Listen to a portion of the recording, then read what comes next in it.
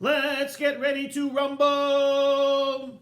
I know it's a pale imitation of that famous announcer who would announce the main event at boxing matches back in the 80s and 90s. And I always think about that announcement as Yaakov wrestles with the Ish. Yaakov is in a period of flux, a period of anxiety, a period actually of self-discovery, as he waits to meet his brother Esav. The parsha begins, Vayishlach Yaakov malachim lefanav. Yaakov sent out the emissaries. When you think about it, the whole encounter was because Yaakov initiated an overture to reunite with Esav. Makes you wonder whether it actually would have happened had Yaakov not initiated the contact that precipitated the process of dividing his camp and sending the gift and preparing for this meeting. But at night, Yaakov is alone and he's fighting, he's wrestling with an Ish. Is it a person? Is it an angel? Is Yaakov wrestling with the different parts of his own nature within himself? I think yes, yes, and yes, these are all true. The struggle that Yaakov has with Esav's physical presence, that he has with Esav's personality, with Esav's philosophy, all of this is part of Yaakov's development and Yaakov seeking out who he really is and who he really will be in this next chapter of his family, the next chapter in the story of the development of the Jewish people.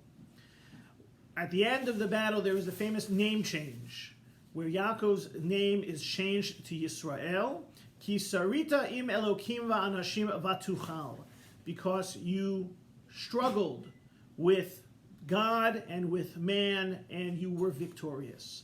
The idea of Yisrael, the name Yisrael, being one that is built upon struggle.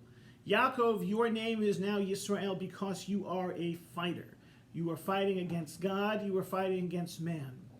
And regardless of who Yaakov wrestled with, who he rumbled with in that, not jungle, but who he rumbled with that night, regardless of who Yaakov was struggling with, we see from the way God renames Yaakov that there is a constant struggle.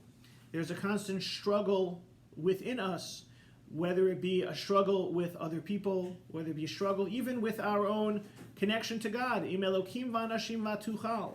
That struggle is inherent in the name Yisrael. And I think that this rumble, this struggle, this wrestling match that Yaakov fought, and he was wounded, says a lot about where Yaakov is at in terms of his striving to find himself after his 22 years wandering in the creation of his family. And it also says something about how we, the Bnei Yisrael, view ourselves. The idea that we are the children of a struggle, children of all kinds of struggle, whether it be the fact that Avram was Ivri, Avram was different from everyone else, he came from somewhere over there, Ivri, over. Whether it was the fact that Yaakov had to struggle with literally his brother, or figuratively his brother's nature. Yaakov had to don Esav's clothes in order to get the bracha. Yaakov had to step up and step out of his ivory tower in order to go to Lavan, to become a shepherd, to raise a family, and to create a nation. And he's also struggling with the fact that, remember, Yaakov and Esav are twins. They're two linked at the hip. They're very much, very, very similar, more similar than we can sometimes admit.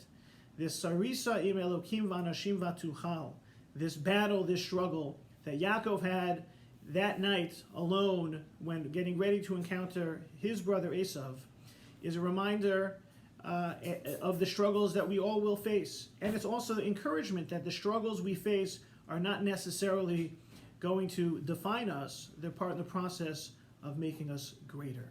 So as we struggle with Corona, as we struggle with being apart, as we struggle with whatever challenges we might be facing, let's always remember that, like Yaakov, who had these types of struggles and more, the pasuk ends, Vatuchal, you were victorious. Please God, we too will be victorious.